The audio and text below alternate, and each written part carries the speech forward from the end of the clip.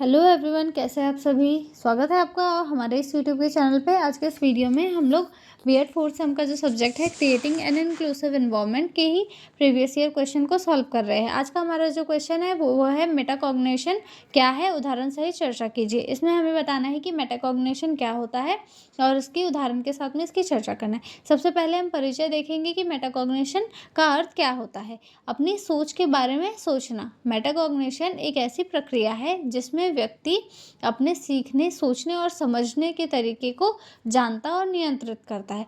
दूसरे शब्दों में अगर हम कहें कि तो इसे हम ये भी कह सकते हैं कि सोच पर नियंत्रण करना, थिंकिंग अबाउट थिंकिंग। ठीक है, यह सोच पर नियंत्रण करना शिक्षा के क्षेत्र में एक बहुत महत्वपूर्ण अवधारणा है, क्योंकि इससे विद्यार्थी स्वयं अपनी सीखने की प्रक्रिया को बेहतर बना सकता है। अगर सीधे और आसान शब्दों में कहूँ तो हम जो चीज़ें सोच रहे हैं उन्हीं के बारे में और सोचना। ठीक है, कि हम किसी चीज़ को किस तरीके से सोच रहे हैं, किस तरीके से देख रहे हैं, और इन सारी चीज़ों के ऊपर नियंत्रण करना। अब शिक्षा के क्षेत्र में ये क्यों आवश्यक है, ये भी हम आगे पढ़ेंगे। ठीक है, आगे हम देखते हैं इसमें कि मेटाकॉग्निशन के मुख्य घटक कौन कौन से हैं। Main components of metacognition. सबसे पहला आता है ज्ञान, मेटाकॉग्निटिव नॉलेज। इसमें व्यक्ति को ज्ञान होता है कि वह कैसे सीखता है। इसमें अपनी ताकत और कमजोरियों की पहचान शामिल होती है। मतलब कि देखो, अगर तुम्हें ये पता है कि तुम बुक से पढ़कर ज़्यादा अच्छे से समझ सकते हो, या फिर वीडियो के थ्रू ज़्यादा अच्छे से समझ सकते हो, या फिर फ़ोन के थ्रू ज़्यादा अच्छे से समझ सकते हो, ये तीनों ऑप्शन आपके पास है, पर आपको पता है कि कौन सा ऑप्शन आपके लिए बेस्ट है। इसमें आपको पता है कि किसी भी चीज़ को आप कैसे ज़्यादा अच्छे तरीके से समझ सकते हो। आपको आपकी कमज़ोरी और वीकनेस के बारे में पहले से पता होता है। मान लो अगर एक बच्चा है, उसे फुटबॉल में ज़्यादा इंटरेस्ट है बट उसे पढ़ाई में इंटरेस्ट नहीं है, तो उसे पता है कि मैं खेल में ज़्यादा अच्छा काम कर सकता हूँ एज़ कम्पेयर टू स्टडी। ठीक है, अगला आता है नियंत्रण या नियमन, मेटाकॉग्निशन रेगुलेशन। इसमें व्यक्ति अपनी सीखने की प्रक्रिया को नियंत्रित करता है। ये 3 भागों में हम विभाजित कर सकते हैं, वो हम आगे देखेंगे। इसमें नियंत्रण या नियमन ये क्या होता है, इसमें जो बच्चा सीख रहा है किसी चीज़ को, उसको कैसे रेगुलेट कर सकता है, उसे कैसे नियंत्रित कर सकता है, उसके बारे में देखेंगे। अब ये 3 तरीके से हो सकता है। सबसे पहला तो होता है प्लानिंग। पढ़ाई शुरू करने से पहले योजना बनाना कि कौन सा विषय पहले पढ़ना है, कौन से यूनिट को पढ़ना है, कितने देर तक पढ़ना है और कितना समय देना है। ठीक है, अभी इसने बच्चे ने प्लानिंग कर ली। प्लानिंग करने के बाद में मॉनिटरिंग करना, निगरानी करना कि पढ़ाई के दौरान अपनी समझ को जांचना कि क्या मैं सही तरीके से पढ़ रहा हूँ, क्या चीज़ें मेरे समझ में आ रही है या नहीं आ रही है। ठीक है, मैं अगला आता है मूल्यांकन, एवेल्युएशन। एवेल्युएशन में क्या होता है, पढ़ाई के बाद अपनी तैयारियों का मूल्यांकन करना कि मैंने जो पढ़ा है, जो समझा है, उसे कितने हद तक मुझे समझ में आया है। मेरा जो मेन गोल था कि मुझे ये टॉपिक पूरा अच्छे तरीके से पढ़ना है, तो क्या ये टॉपिक मैंने पूरे अच्छे तरीके से पढ़ लिया है। इससे रिलेटेड अगर कुछ भी आ जाता है अब मुझे, तो क्या मैं उस चीज़ को सॉल्व कर पाऊँगा। ये सारी चीज़ें। ठीक है, तो हमने इसके 3 मेन जो घटक है या 3 जो भाग है वो देख लिए। सबसे पहला आता है प्लानिंग, निगरानी, मूल्यांकन। अब हम देखेंगे कि मेटाकॉग्निशन की क्या-क्या विशेषताएँ हैं। सबसे पहला तो आता है कि आत्म जागरूकता। अगर मेटाकॉग्निशन जैसे हमारी सोच के बारे में सोचना, जिससे हम अपने आप के बारे में जान पाते हैं, अपनी सोच को समझ पाते हैं और व्यक्ति सेल्फ अवेयर हो पाता है। आत्मनियंत्रण, हम अपने आप को कंट्रोल कर सकते हैं, अपनी सीखने की प्रक्रिया को कंट्रोल कर सकते हैं, हमें कैसे सीखना है उस चीज़ के ऊपर कंट्रोल कर सकते हैं। समस्या समाधान में सहायक, हेल्पफुल इन प्रॉब्लम सॉल्विंग। व्यक्ति अपने आप को बेहतर बना सकता है, इसमें अपने जीवन में आने वाली समस्याओं को समाधान करने में सक्षम हो पाता है, अपने अंदर ऐसी क्षमताएं विकसित कर पाता है जो समस्या समाधान में बहुत सहायक होती हैं। ठीक है, अब इसका हम एक उदाहरण देखेंगे कि एक छात्र परीक्षा की तैयारी करते समय पहले योजना बनाता है कि कौन से विषय को कब पढ़ना है। ठीक है, अब उसने विषय के लिए योजना बना ली, फिर पढ़ाई के दौरान खुद से पूछता है कि क्या वह समझ पा रहा है, और अंत में अपनी तैयारी का मूल्यांकन करता है। ठीक है, अब इसका एक एग्जांपल देख लेंगे दूसरा। और एक बच्चा गणित का प्रश्न हल करते समय यदि उसे कठिनाई आती है तो वह तरीका बदलकर दूसरा तरीका अपनाता है। मतलब पहले उसने एक मेथड से करके सॉल्व करके देखा, लेकिन वो काम नहीं की, तो फिर उसने उसके ऊपर काम उसे सोचा कि यार ये वाला मेथड तो मेरे से नहीं हो पा रहा है, ये मेथड से मैं नहीं कर पा रहा हूँ, इसीलिए फिर उसने अपनी जो मेथड है वो बदली।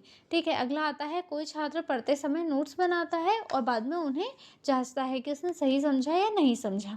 ठीक है, क्लास में मेटाकॉग्निशन का क्या महत्व होता है, हम अब इसके महत्व भी देख लेंगे। यहाँ पर मेटाकॉग्निशन से रिलेटेड सारे पॉइंट्स आपके कवर हो जाएंगे, तो अगर ये क्वेश्चन आपको 10 नंबर में भी पूछा जाए तो भी आप उसे आसानी से लिख सकते हैं।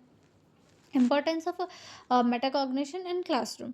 ठीक है, इसमें सबसे पहला आता है स्वनिर्देशित अधिगम, सेल्फ डायरेक्टेड लर्निंग। इसमें छात्र खुद ही सीखने की जिम्मेदारी लेता है, मतलब छात्र की जिम्मेदारी उसके स्वयं के ही सर पर होती है कि उसे कितना सीखना है, कितना समझना है और कैसे सीखना है।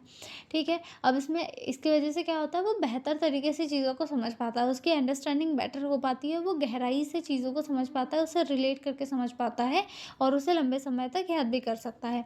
त्रुटियों में सुधार, इसमें जो एरर करेक्शन होता है, अपनी गलतियाँ खुद ही पहचानता है और खुद ही सुधारता है। ठीक है, इससे क्या होता है, बच्चे का आत्मविश्वास भी बढ़ता है।